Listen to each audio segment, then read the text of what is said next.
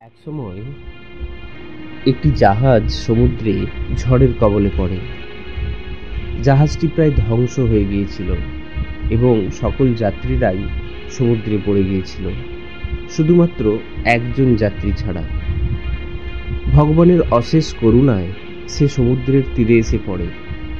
কিছুক্ষণ পরে তিনি যখন তার জ্ঞান ফিরে পায়, চোখ মেলে দেখলেন তিনি এক বিচ্ছিন্ন দ্বীপে নিজেকে খুঁজে পেলেন। খুব দ্রুত তিনি উঠে দাঁড়ালেন, ভগবানের কাছে হাত জোড় করে বললেন, হে ভগবান, সাহায্য করো, রক্ষা করো আমাকে। দিন অতিক্রান্ত হয়ে গেল, কিন্তু কেউই তাকে সাহায্য করতে এগিয়ে এলো না। ওই দ্বীপেই তিনি রাত্রি কাটালেন। পরদিন সকালে উঠে সে পুনরায় ভগবানের কাছে প্রার্থনা করলেন, কিন্তু এই দিনও কেউ তাকে সাহায্য করল না। এভাবে কিছুদিন অতিক্রান্ত হয়ে গেল। এতদিনে তিনি হাল ছেড়ে দিয়েছেন।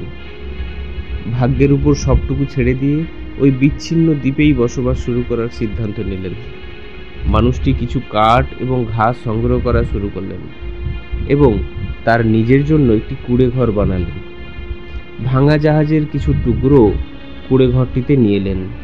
তিনি এখানে নারকেল ও মাছ খেয়ে জীবন ধারণ করতে শুরু করলেন।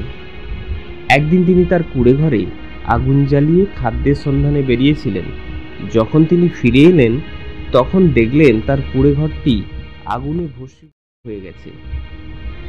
তিনি মনে মনে খুব কষ্ট পেলেন তার আশ্রয়টুকু পুড়ে যাওয়ার জন্য।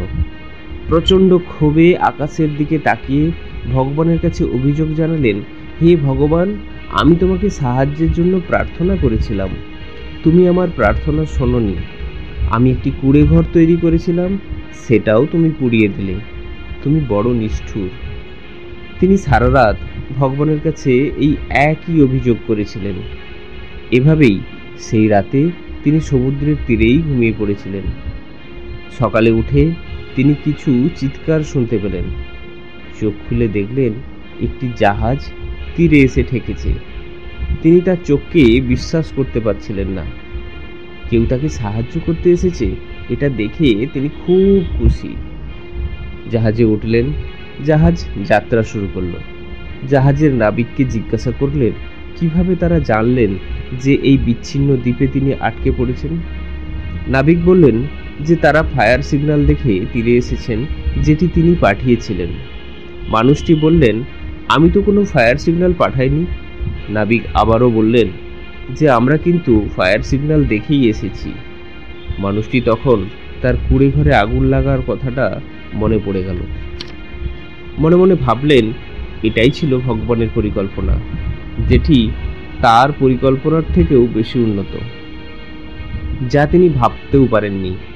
ভগবানই হয়তো তাকে এই বিচ্ছিন্ন দ্বীপ থেকে উদ্ধার করতে তার কুঁড়ে ঘরটিতে আগুন লাগিয়েছিলেন। ভগবানকে ধন্যবাদ দিলেন। আমরাও আমাদের জীবনে অনেক পরিকল্পনা করি, তাদের কোনোটা আমাদের সঙ্গে ঘটে, আবার কোনোটা ঘটে না। আমরা আমাদের এই সীমিত চিন্তাভাবনা নিয়ে সেগুলোকে বিচার করতে বসে যাই, কিন্তু যখন আমাদের পছন্দ মতো কিছু হয় না, তখন আমরা হতাশ হয়ে পড়ি, আমাদের বিশ্বাস ভেঙে যায়, আমরা ভাগ্যকে দোষ দিই, ভগবানকেও অভিযোগ করি। কিন্তু এটা মনে রাখা দরকার, এই পৃথিবীতে কোটি কোটি মানুষের সৃষ্টিকর্তা ভগবান, যিনি আমাদের প্রত্যেকের জন্য আলাদা আলাদা পরিকল্পনা করে রেখেছেন। তাই আমাদের জীবনে পরিকল্পনা মতো কিছু না হলেও আমাদের নিজেদের প্রতি বিশ্বাস রাখা উচিত, ভগবানের প্রতিও আস্থা, বিশ্বাস, ভরসা রাখা উচিত এবং শেষ পর্যন্ত চেষ্টা করা উচিত। যতই ব্যর্থতা আসুক, মনে রাখা উচিত ভগবান আমাদের জন্য কিছু না কিছু পরিকল্পনা করে রেখেছেন। সেই পরিকল্পনা অনেক বড়, মহৎ, যা আমরা আমাদের নিজেদের জন্য করতে পারি না।